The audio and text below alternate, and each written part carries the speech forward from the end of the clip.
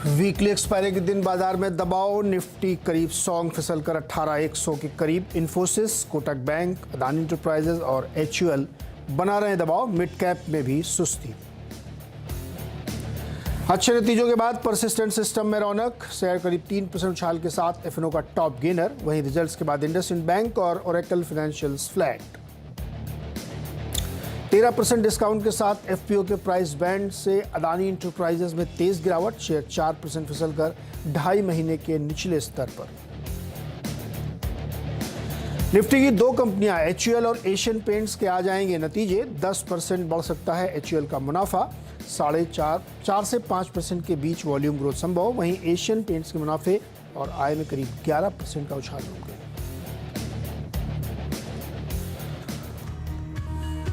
थोड़ा सा रिकवरी कह सकते हैं। अभी 100 पॉइंट था, अभी 67 पॉइंट के आसपास निफ्टी है, लेकिन ऊपरी लेवल पे प्रेशर बनता हुआ दिख रहा है। और बैंक निफ्टी बहुत मामूली सा 25-30 पॉइंट के आसपास वीकनेस है, तो मार्केट रिकवर करने की कोशिश कर रहा है, लेकिन प्रेशर तो है इसमें। एडवांस डिक्लाइन भी 1:1 के ही आसपास है। आज के मेहमान है सर्वेंद्र श्रीवास्तव। सर्वेंद्र, कैसा लग रहा है बाजार? अगर आपको निफ्टी आज लेना है तो क्या लेंगे, लॉन्ग या शॉर्ट? बहुत बहुत नमस्कार नीरज जी।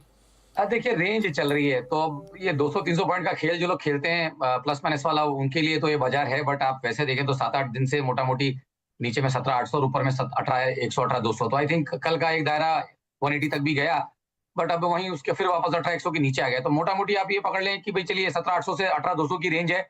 और ये रेंज तकरीबन अगर आप देखें तो लास्ट 7-8 वर्किंग डेज से आपको ये रेंज दिख रही है, बाजार उसमें फंसा है। तो बहुत ज्यादा यहाँ से मुझे लगता है डायरेक्शनल करने के लिए नहीं है।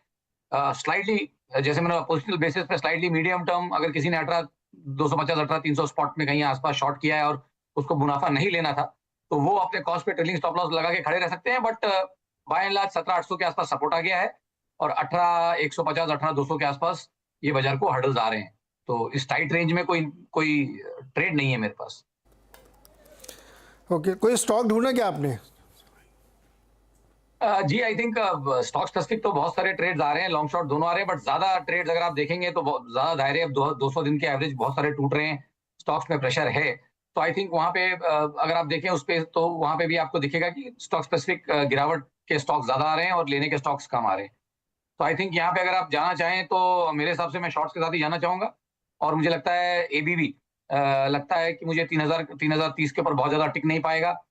फिलहाल आई थिंक 2935 2940 के आसपास चल रहा है। अगर किसी को लेना है तो यहाँ पे एक 3 से 4 दिन के लिए एक शॉर्ट ट्रेड ले सकते हैं, जहाँ पे मुझे लगता है नीचे में 2800 आ जाएगा और ऊपर में आपको यहाँ पे एक 3010 के ऊपर एक स्टॉप लॉस लगा के रखना है।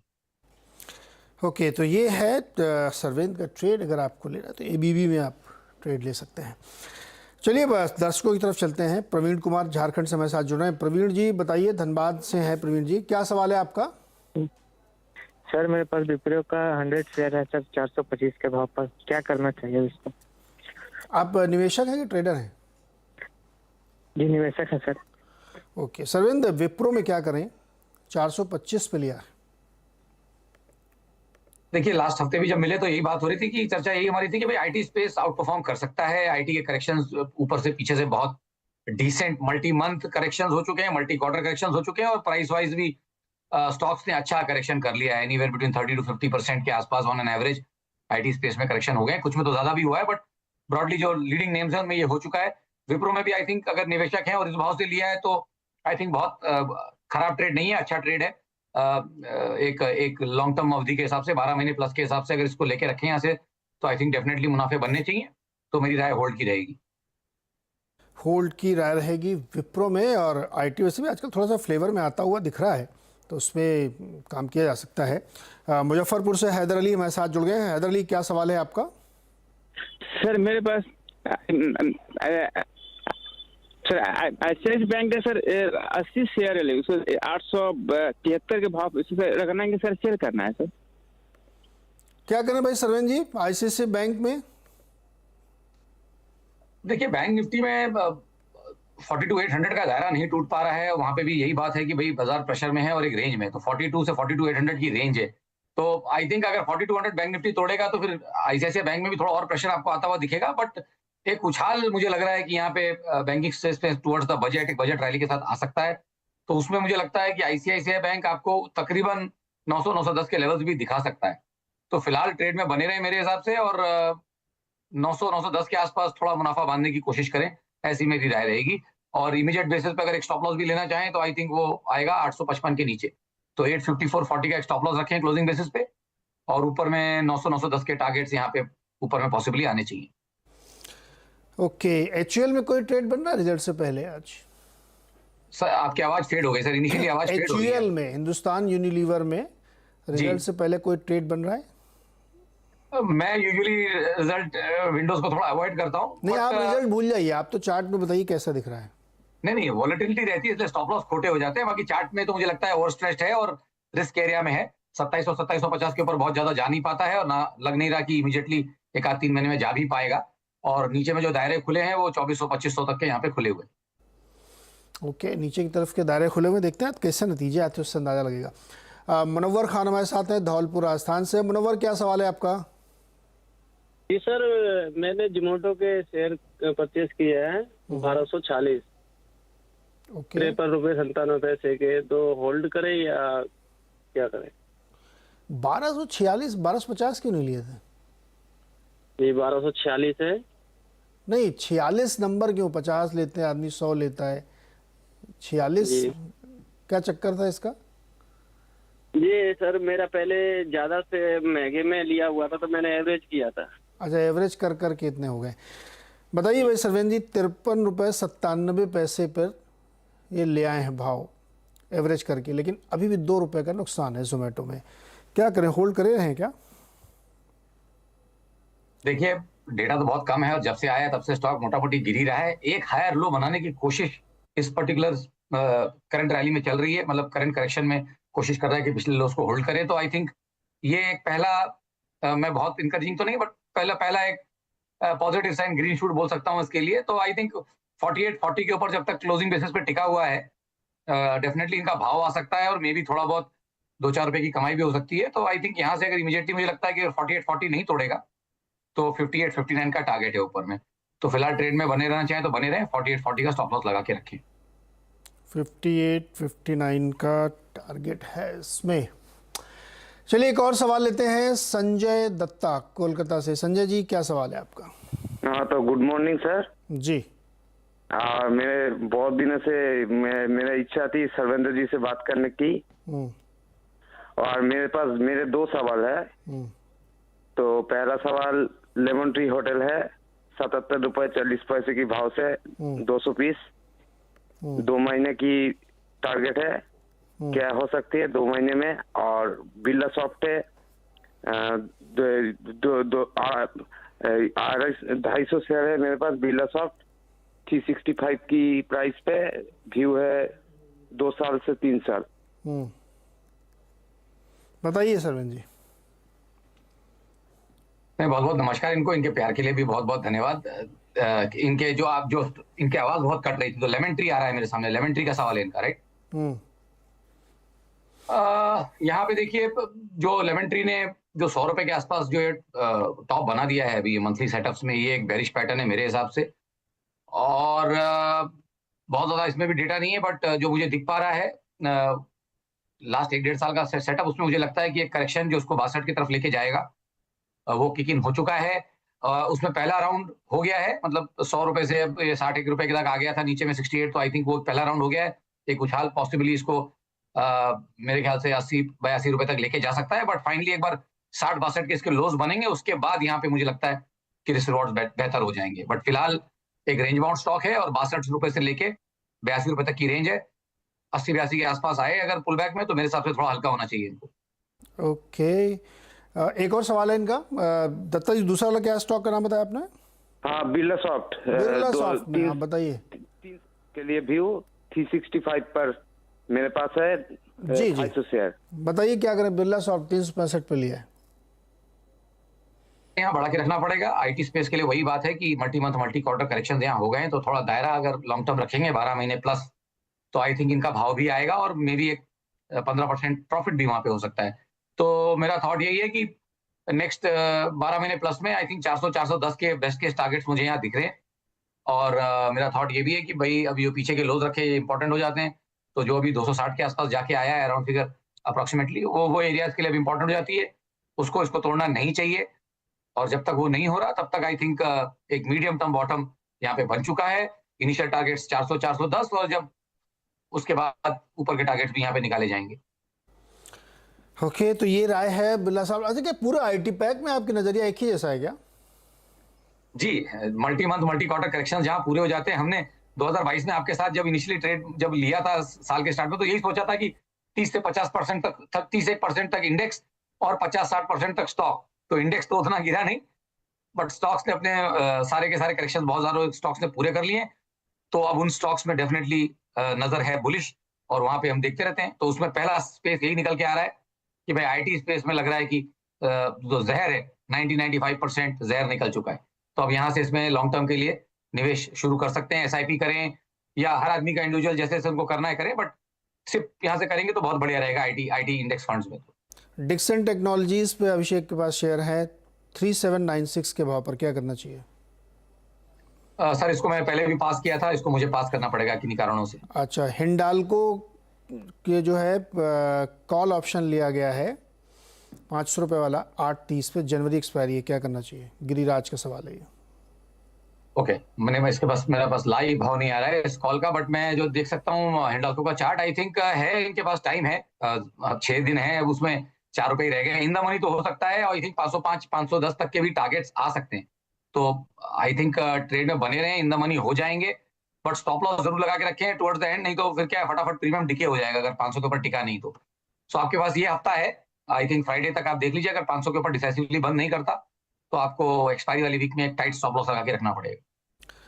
तरुण का सवाल है वरुण ब्रिवरेजेस का 30 शेयर है इनके पास 1293 के प्राइस पे, क्या करना चाहिए? एक साल के लिए क्या कोई टारगेट है? देखिए, या ट्रेडिंग स्टॉक तो नहीं है ये मेरे हिसाब से, तो आप इसमें जब भी लेंगे तो आप एक लंबे अवधि का ही कॉल लेंगे। और मेरा थॉट यहाँ पे ये है कि आप देखिए इसको, तो मेरे हिसाब से करेक्शन एक चालू हुआ है और वो करेक्शन भी पूरा नहीं हुआ है। तो आई थिंक इनको थोड़ा टाइम वैसे ही देना पड़ जाएगा, क्योंकि अभी मेरे ख्याल से थोड़ा मार्जिनल लॉस में रहेंगे शायद। तो थॉट यहाँ पे ये है कि नीचे में मुझे लगता है यहाँ पे 1080-1100 के स्तर आएंगे। तो अभी अराउंड एक 10% और गिरावट मेरे हिसाब से यहाँ बाकी है। छोटा मोटा बाउंस एक जो आएगा वो इसको मे बी 1280 तक लेके जा पाए, बट 1300 के बहुत ज्यादा बाहर नहीं जा पाएगा, और 1080-1100 पहले आएगा, ये थॉट है। ओके, प्रताप सिंह जी रायपुर से जुड़ रहे हैं हमारे साथ। प्रताप जी नमस्कार, बताइए क्या सवाल है आपका? सर मेरे पास पारस डिफेंस के 255 शेयर हैं एट द रेट ऑफ 755 रुपए। तो मुझे अभी इसमें रुकना चाहिए या निकलना चाहिए? काफ़ी नीचे आ गया प्रताप जी, 200 रुपये करीब। सरविंद, पारस डिफेंस लिस्टिंग के बाद बहुत चला था, बढ़िया प्रदर्शन भी दिया, लेकिन अब ठंडा पड़ गया 200 रुपये नीचे इनके भाव से, क्या करना चाहिए?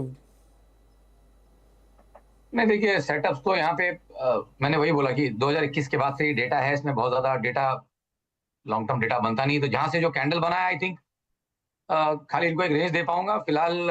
जो लास्ट अगर आप देखें 4 क्वार्टर से जो इसकी रेंज बन रही है वो तकरीबन आई थिंक यही बन रही है 540 550 नीचे में, और ऊपर में आपको जाते हुए दिखता है तो 650 680 की रेंज रहेगी। तो आई थिंक मोटा मोटी यही रेंज है, 540 to 680 की एक रेंज है, उसी रेंज पे ट्रेड कर रहा है। बहुत ज्यादा मेरे पास क्योंकि डेटा कम है, रिसेंट लिस्टिंग है, तो मेरे पास बहुत क्लियर व्यू नहीं है। ऊपर की रेंज में निकल जाए क्या ये? अब सर इसमें कुछ हिस्टोरिकल तो डेटा है नहीं, तो मैं वो ऊपर की रेंज में निकलने को भी बोलूं, और नया स्टॉक है तो कई बार क्या होता है नए स्टॉक्स में लेगेसी नहीं रहती, तो जब ट्रेंड करना शुरू करते हैं तो ट्रेंड ऊपर की तरफ करते रहते हैं, तो वो तो इनको मैं नहीं बोलूंगा। बट या उस समय अगर वो भाव आए 680 के आसपास तब एक राय ले लें, और थोड़ा डेटा और आ गया रहेगा तो शायद एक कॉल ले पाएंगे हम लोग। अहमदाबाद से दीपक थानवी जी जुड़ रहे हैं। दीपक जी क्या पूछना चाहते हैं आप? सर नमस्कार, मेरे पास फेडरल बैंक पड़े हैं 58 के 8 में 500 शेयर। मेरा खुद का टारगेट 500 रुपया है, तो क्या लगता है सर? बताइए भाई, इनका खुद का टारगेट है 500 रुपए का, अभी है 136। आपको भी लगता है 500 जाएगा? नहीं, मैं इनसे एक सवाल पूछ रहा, जब इनका इतना क्लियर टारगेट ही है तो हमारी रहेगी पहली बात क्या जरूरत है, और दूसरी बात मैं इनसे पूछना चाहूंगा कि इनका 500 रुपए का टारगेट कितने सालों में है, ये कितनी जल्दी 500 रुपए चाहते हैं ये बताइए दीपक जी।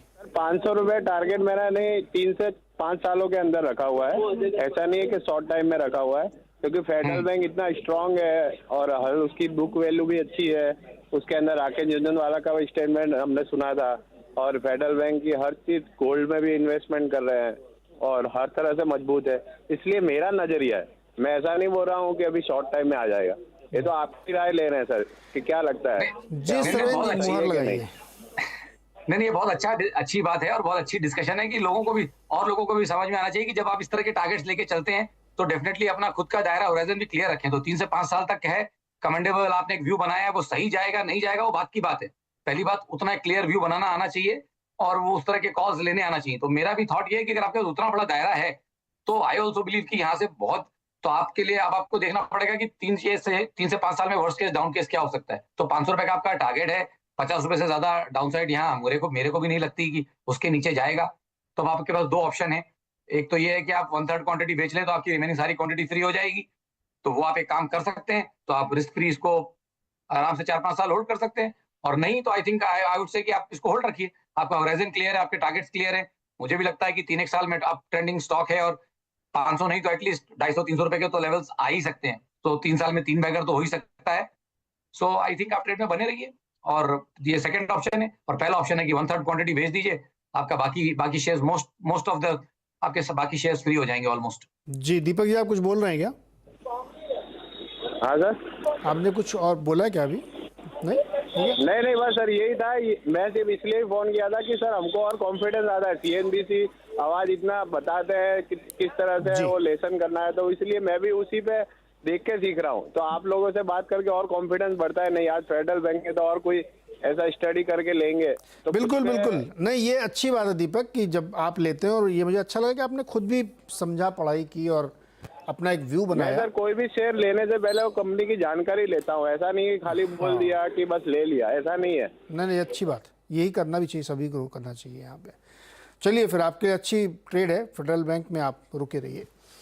अगला सवाल है रविशंकर जी का। रविशंकर जी बताइए, क्या सवाल है आपका? सर जी 150 शेयर है, 648 एवरेज से, अदानी और मैं विल्मर। 2 से 3 साल तक होल्ड करने का इरादा रखता हूँ सर। क्या ये सही होगा? सरवीन जी, अदानी विल्मर 2-3 साल तक रुकना चाहते हैं। देखिए 2-3 साल तक ये तो रुकना चाहते हैं, बट मेरे पास 2 साल का पूरा डेटा भी नहीं है, तो मेरे लिए वो 2 साल के आगे प्रोजेक्शन करना अभी फिलहाल मुश्किल है। बट या मीडियम टर्म शॉर्ट टर्म इनको बोल सकता हूँ, नेक्स्ट 3-6 महीने के लिए। जो यही मोटा मोटी राय थी लास्ट शो में भी कि भाई देखिए, जो इसने पीछे जो एक पैनिक लो रखा है इसने 485-490 के आसपास, आई थिंक वो लो इसका क्रिटिकल हो जाता है। और यहाँ से मुझे लग रहा है कि एक अच्छा एक करेक्शन कंप्लीट हो गया है शॉर्ट टर्म में, और next breakout ideally on the upside 70-80% chance है कि ये ऊपर की तरफ चलेगा और अपना पिछला स्विंग हाई जो डेली वीकली में है निकालेगा 630 का। तो 558 चल रहा है, ये तो लग रहा है कि 630 का हाई तो लग रहा है कि निकालेगा ही निकालेगा, और मेरे हिसाब से ऊपर में 650-660 के लेवल्स भी रख पाएगा।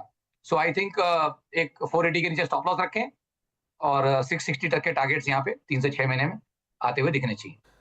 टाटा पावर में क्या राय होगी? रविंदर पाल सिंह जी है, इन्होंने 600 शेयर ले रखे 248.90 के। दिखाई टाटा पावर 205 पे, इनको तो काफ़ी ऊपर लिया इन्होंने। एवरेज करें क्या? देखिए अच्छा स्टॉक है, डॉलर कॉस्ट एवरेजिंग का बात बनती है, बट यहाँ नहीं। आई थिंक अगर किसी कारण से, मैं नहीं बोलता हूँ कि वहां पहुंचेगा, अगर एवरेजिंग आप अब यहाँ तो आप ऑलरेडी खड़े हैं 20% ही आप नीचे हैं, तो आप अभी उसी में बने रहेंगे। 20% नीचे अगर आप एवरेज करने जाएंगे तो बहुत ज्यादा वीवैप आपका नीचे नहीं आएगा, और इंपॉर्टेंट लेवल्स भी देखने हैं। तो इस पूरी रैली का 50% रिट्रेसमेंट जहाँ पे आ रहा है वो स्तर है 160 का।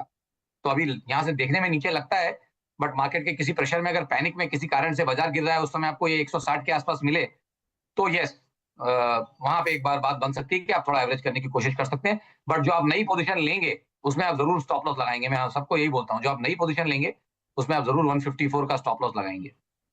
एक लास्ट क्वेश्चन है रमेश कोठारी का। ये मैपमा इंडिया खरीदना चाहते हैं, क्या सही प्राइस है इस वक्त? सीई इन्फो सिस्टम्स देखिएगा। देखिए जब से लिस्ट हुआ है तब से तो गिर ही रहा है, तो अभी तक कोई एक शॉर्ट टर्म भी बॉटम बनाने की क्लियर कट संकेत यहाँ दिख नहीं रहे हैं, और जहां से लिस्टिंग हुई है वहां से गिरते ही जा रहे हैं। तो आई थिंक मैं यहाँ पे इनको अभी तो कोई राय नहीं दे पाऊंगा ऑनेस्टली। ओके, चलिए बहुत बहुत शुक्रिया हमारे साथ जुड़ने के लिए और दर्शकों की मदद करने के लिए। कई सारे कोशिश की हमने ज़्यादा से ज़्यादा सवाल लेने के लिए। और मार्केट की इस समय जो तस्वीर है वो वही उसी के आसपास ही है, 50-60 पॉइंट के आसपास निफ्टी नीचे। लग तो रहा है कि थोड़ी रिकवरी है, और देखते हैं कितना दिन के दौरान सस्टेन करते हैं। एक्सपायरी के दिन इसलिए काफ़ी उठापटक भी हो रही है। छोटा सा एक ब्रेक के बाद खिलाड़ी नंबर 1।